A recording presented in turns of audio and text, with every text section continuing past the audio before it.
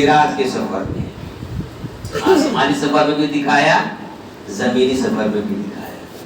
بیت اللہ سے حضرت رسول اللہ صلی اللہ علیہ وسلم کو جب براق پر سوار کر کے لے جایا گیا تو آپ کے آسمان تک جانے تک 4 اسٹیشن ہیں۔ بیت اللہ سے سفر شروع ہوتا ہے اور پہلے سفر کا اسٹیشن یثرب کی سرزمین ہے۔ سندلاخ پہاڑی، نخلستان، کھجوروں کا باغیچہ، ریتیلی زمین، چاروں طرف بے آب و گیا میدان اور پہاڑی، اور پہاڑیوں کے وادی کے بیچ سے آپ گزر رہے ہیں، کہیں پر سرسبزی نہیں تھی۔ آج تو مدینہ اور مکہ میں سرسبزی آ گئی ہے۔ حدیث نبی کریم صلی اللہ علیہ وسلم کی، مکہ اور مدینہ جب تک سوکھا ہوا رہے گا اور سرسبزی، شادابی اور پانی نہیں رہے گی تب تک قیامت تک نہیں آئے گی۔ قیامت کب آئے گی؟ جب وہاں شادابی ہو جائے، سرسبزی ہو جائے، پانی کی بہتات ہو جائے، محلات بننے لگے، قلعے اونچے اونچے بننے لگے، کعبہ سے اوپر بڑی بڑی عمارتیں بننے لگے، عورتیں ننگی ہو جائیں اور زمانے جاہلیت کی حالت لوٹ آئے، کفر کی حالت لوٹ آئے، تب سمجھو قیامت تیرے سر پر آ چکی ہے، تم توبہ اللہ کرنے لگو۔ اب وہ وقت نہیں رہا، اب تمہارے سنبھلنے کا وقت ختم ہو رہا ہے۔ جب مدینہ اور مکہ دنیا داروں کے ہاتھ کو چلا جائے گا تو قیامت تیرے سر پر آ کر کھڑی ہے۔ تم اپنی اپنی فکر کرو، دوسروں کو سمجھاؤ، لیکن زبردستی مت کرو۔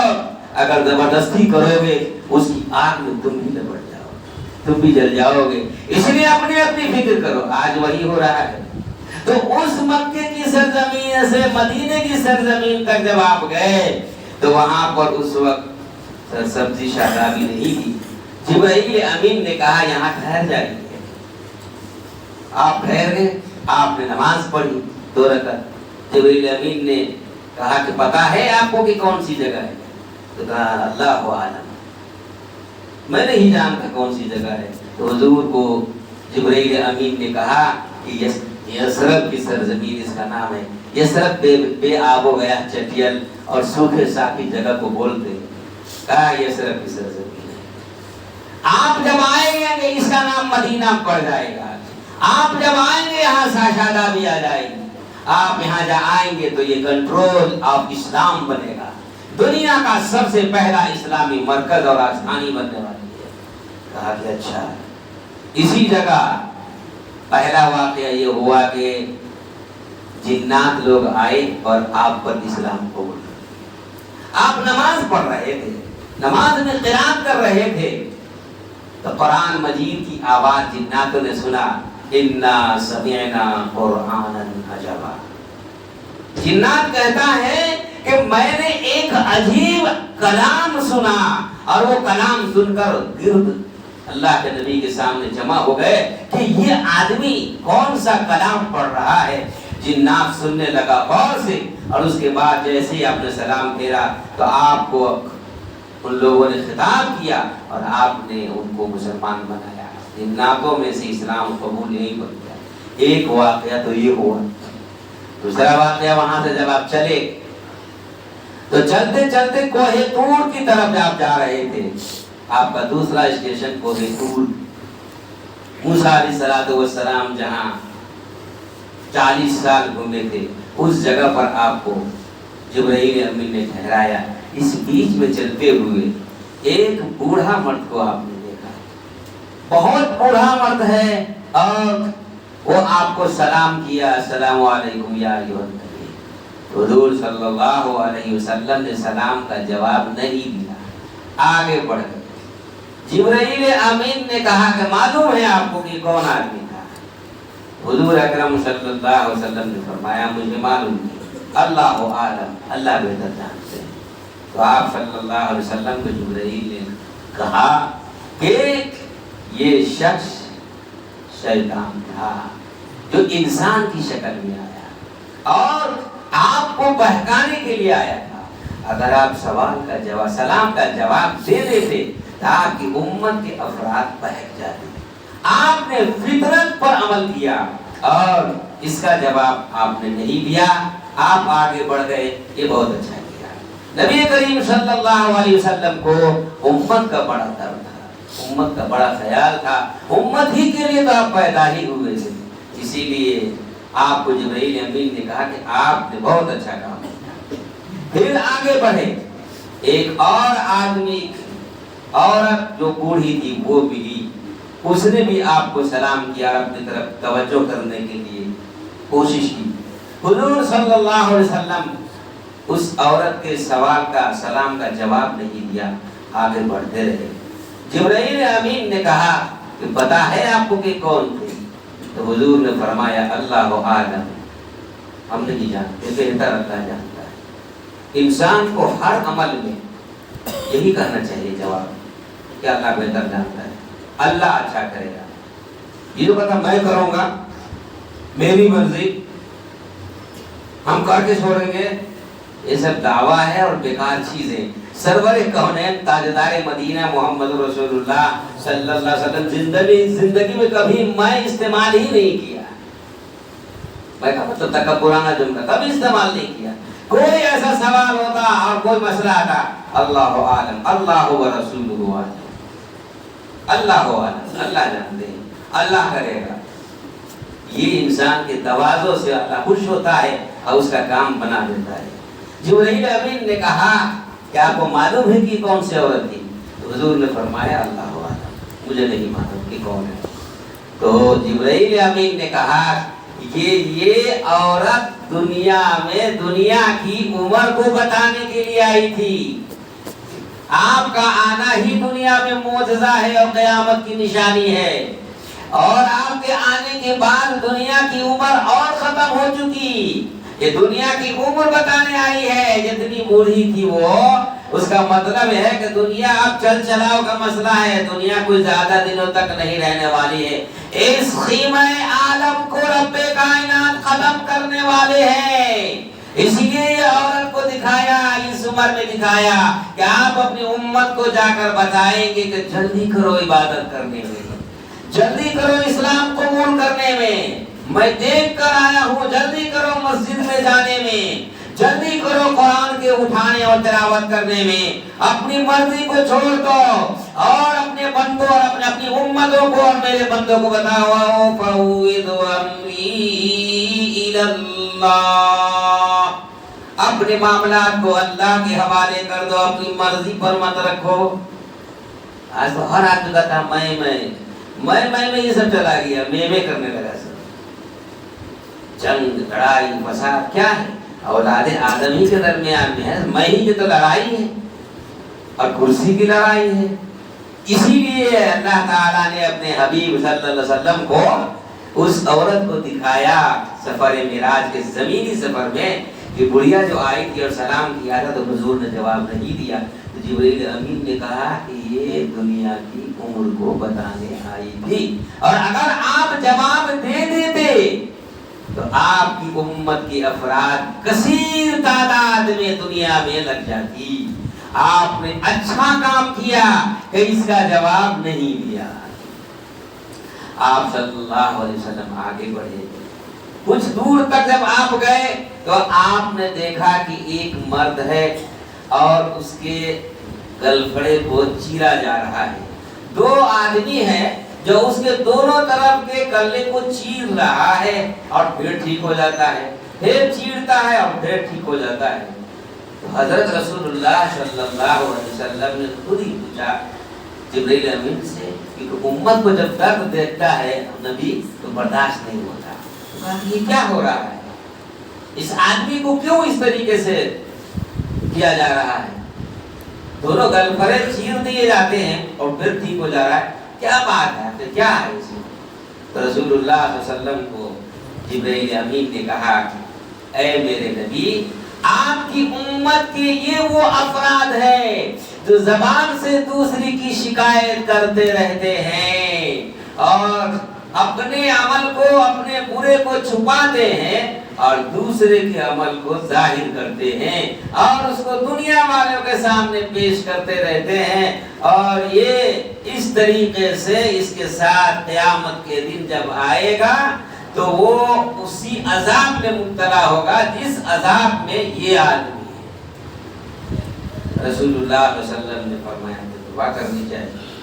موقع تو نہیں تھا، آگے بڑھے۔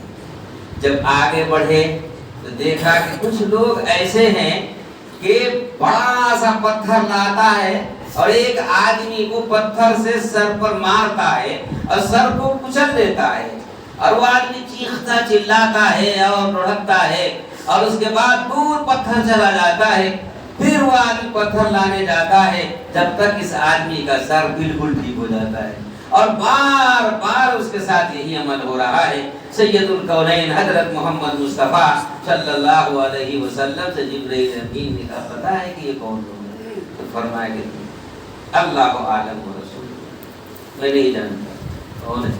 تو جبرائیل امین نے کہا آپ کی امت کے وہ حافظ قرآن ہیں کہ جو دین کی تعلیم حاصل کیا، قرآن کو سینے میں محفوظ کیا اور قرآن کو یاد نہیں رکھا، قرآن کے خلاف کام کیا دنیا میں۔ ذمہ داری تھی قرآن کو پڑھنے اور پڑھانے اور اس کو پھیلانے کی، وہ دنیا میں لگ جائے گا۔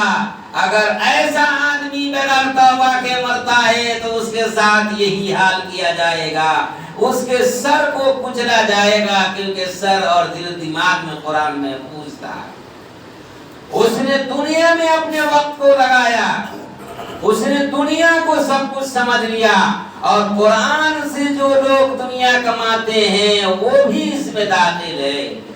علماء کرام کو جاننا چاہیے نیت پر عمل ملتا ہے۔ اگر کسی کی نیت ہے، ویسے بہت سارے لوگ ٹیوشن پڑھاتے ہیں، اگر مال کمانے کی نیت ہے تو پھر یہی حال ہوگا، اس میں وہ داخل ہے۔ مگر ایک آدمی دیندار ہے اور نیت ہے کہ گھر گھر میں دین کی بات پھیلانے والا کوئی نہیں ہے، انگریزی طبقہ اور انگریزیت، عیسائیت، یہودیت کلچر میں رہنے والے مسلمان بن گئے ہیں۔ ہم اگر کسی کے گھر میں جا کر قرآن پڑھتے ہیں، فیکٹری میں جا کر قرآن پڑھتے ہیں اور اس کو 2 مرتبہ دین کی بات بتاتے ہیں، 30 دن میں 3 مسئلہ بتا دیتے ہیں، اللہ تعالیٰ کہیں اس کے گھر کو سدھار دے گا۔ اگر اس نیت کے سے صحیح نیت سے جا کر پڑھاتا ہے تو یہ اس میں داخل نہیں ہے، یہ تو نور علی نور، یہ تو تبلیغ ہوگی۔ انما الاعمال بالنیات، نیت پر عمل کا دار و مدار ہے۔ لہذا ٹیوشن پڑھانے والے حفاظ اور علماء کرام اپنی نیت درست کر لیں، جس میں اس کی روزی بھی آئے گی اور اس کو دینی تبلیغی کام کا ثواب بھی ملے گا، اور گھروں کا گھر بھی اس میں بن بھی جائے گا۔ لیکن جس کی نیت خراب ہوگی تو اس سے گھر کا گھر بگڑ بھی جاتا ہے، فتنے بھی پیدا ہوتے ہیں، اور اسی عالم حافظ کی طرف وہ فتنہ پھیلتا ہے، واپس بھی آتا ہے، اور زمانے میں بدنامی بھی ہوتی ہے۔ لہذا حافظ اور عالم کو اس طرح کے کام میں نیت درست کرنا چاہیے۔ یہ وہی آدمی ہے کہ جس کی نیت خراب اور عالم بنا، حافظ بنا، اور وہ اللہ کا کام نہیں کیا اور دنیا میں لگ گیا۔ اللہ کے نبی صلی اللہ علیہ وسلم کو جبرائیل امین نے کہا یہ امت کے وہ افراد ہیں آپ کے کہ جو دنیا میں دین اور قرآن کو بیچتا تھا اور قرآن سے اللہ کا کام نہ کر کے دنیا کا کام کرتا تھا اور قرآن کو بجاتا تھا۔ رسول اللہ صلی اللہ علیہ وسلم افسوس فرمائے، امت کے لیے دعا فرمائے اور آگے بڑھے۔ جب آگے بڑھے تو دیکھا کہ ایک آدمی ہے کہ جس کے منہ میں بچھو سا لپٹا ہوا ہے اور اس کو کاٹ رہا ہے، ڈنک مار رہا ہے۔ رسول اللہ صلی اللہ علیہ وسلم نے فرمایا کہ یہ کون آدمی ہے، اس کے ساتھ ایسا کیوں ہو رہا ہے؟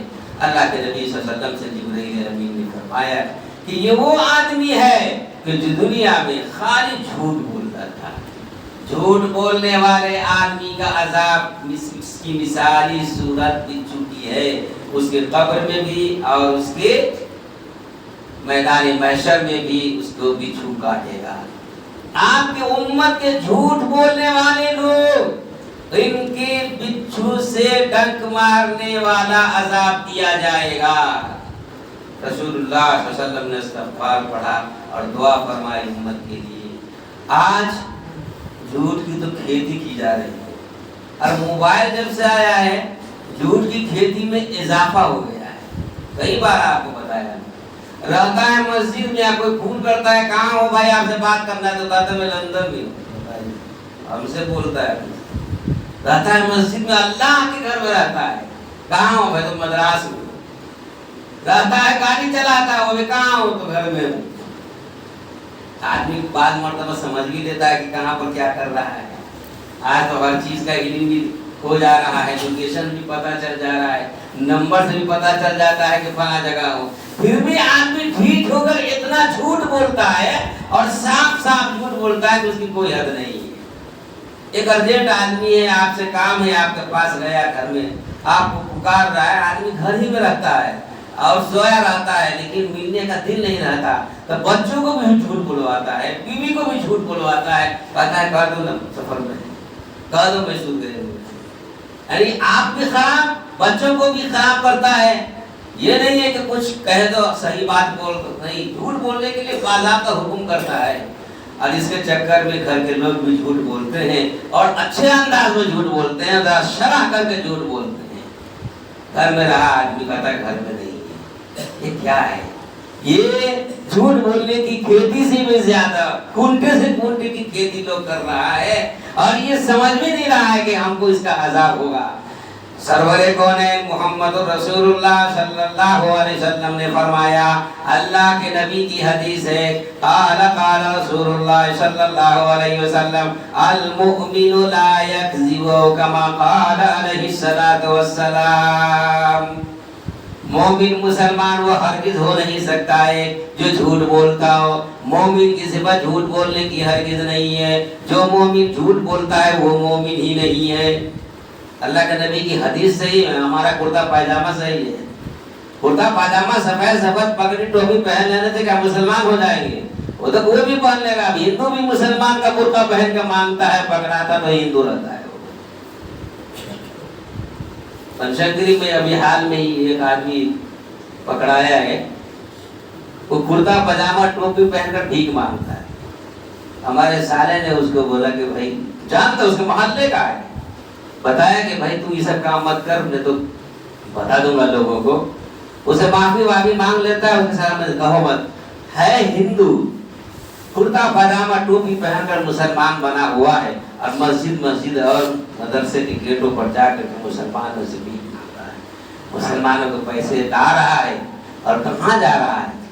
آپ کے خلاف میں ہی کام کی ایک بہت بڑی سازش چل رہی ہے کہ مسلمان کی صفت میں مسلمانوں کے زکوٰۃ فطرے کو لیا جا رہا ہے، آپ کے پیسے کو بہت حربے سے لیا جا رہا ہے، اور آپ کے خلاف میں استعمال کیا جا رہا ہے، اور آپ صرف ٹوپی دے کر دے رہے ہیں۔ اس لیے آپ لوگوں کو دینے کے لیے بھی بہت ضروری ہے کہ آپ تحقیق کر لیں کہ یہ آدمی کیسا ہے۔ اس سے بہتر ہے کہ اس آدمی کو دو جو مسلمان ہے، جس کو آپ جانتے ہیں، جس کے بچے زیادہ ہیں، 8 سے 12 بچے ہیں، لڑکیاں زیادہ ہیں، اور وہ اپنے عزت و احترام کے نام پر مانگتا نہیں ہے، لیکن گھر میں فاقہ ہوتا ہے اور اس کو دینے کی ضرورت ہے، ایسے آدمی کو پتا چلا کر گھر جا کر کے آپ دیجئے۔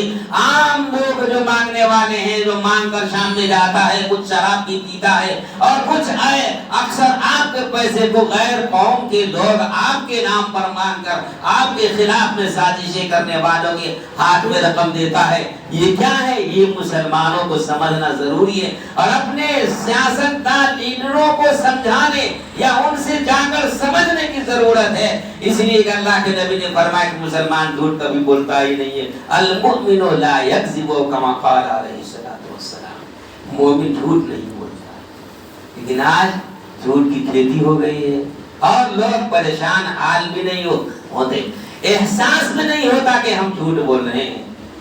یہ میرے دوستو رسول اللہ صلی اللہ علیہ وسلم کو اللہ تعالی نے جو سفر معراج کرایا، تو اس میں دیکھا کہ ایک آدمی کو بچھو کاٹ رہا ہے، ڈنک مار رہا ہے، تو جبریل امین نے کہا کہ آپ کے امت کے جھوٹ بولنے افراد کا اثر ایسا ہی ہوگا، اسی لیے جھوٹ سے آدمی کو بچنا چاہیے۔ نبی نے فرمایا جھوٹ بولنے والا، خیانت کرنے والا، اور امانت کو نہ رکھنے والا، اور وعدہ خلافی کرنے والا، یہ 3 صفت جس میں ہوگی وہ مسلمان نہیں ہے۔ المؤمن اذا وعد وفا او کما قال علیہ الصلوۃ والسلام، مومن تو وہ ہے جو وعدہ کرتا ہے تو پورا کرتا ہے، اور جب اس کے پاس امانت رکھی جاتی ہے تو امانت رکھتا ہے اور ویسے ہی دیتا ہے جیسے رکھا گیا تھا۔ آج ہمارے اندر میں نہیں ہے، اسی کو بتانے کے لیے، سمجھانے کے لیے رسول اللہ صلی اللہ علیہ وسلم کو اللہ تعالیٰ نے اپنے پاس بلایا۔ یہ زمینی سفر کے چند ضروری واقعات اور عجائبات تھے۔ پھر عرش پر گئے، بیت المقدس سے اوپر گئے، جنت کو دیکھا، جہنم کو دیکھا، جنت میں آرام کی چیزوں کو دیکھا، جہنم میں آرام کی چیز کو نہیں دیکھا۔ جہنم میں دیکھا کہ کچھ لوگ ہیں جو سر نیچا پیر اوپر ہے اور اس سے پیپ نکل رہا ہے اور وہ پانی پانی العطش کرتا ہے، فرشتہ اس کو پیاس بجھانے کے لیے اسی کے بدن سے نکلا ہوا پیپ جمع کرتا ہے، اور جب وہ پانی پینے کا وقت آتا ہے تو سیدھا ہو جاتا ہے اور اس کو دیا جاتا ہے کہ یہی تمہارے پانی ہی پیو۔ جب وہ پیتا ہے تو اس کے حلق سے چھیلتا ہوا پیٹ میں جاتا ہے، اور پیٹ کے اندر اس کے پیپ کی گرمی کی وجہ سے اس کے پیٹ سے انتڑیاں باہر آ جاتی ہے، اور فرشتہ پھر زبردستی اس کو پیٹ میں رکھتا ہے اور پھر اس کو الٹا کر دیتا ہے۔ پھر وہ کہتا ہے العطش العطش۔ کیا میرے دوستو یہ اچھا ہے؟ عمل کو اختیار دیا گیا ہے، ہمیں اچھا عمل کرنا ہوگا۔ انہی چیزوں کو دکھانے کے لیے حضور نے فرمایا کہ میں اپنے پاس، اپنے رب کے پاس گیا، اللہ نے مجھے بلایا۔ سبحان الذی اسری بعبدہ لیلا من المسجد الحرام الی المسجد الاقصی الذی بارکنا حولہ لنریہ من آیاتنا انہ هو السمیع البصیر۔ معراج کے واقعات ہیں اور آپ کو اپنے پاس بلایا۔ آپ سے گزارش ہے کہ ہم سب کو اپنی زندگی ٹھیک کرنی چاہیے،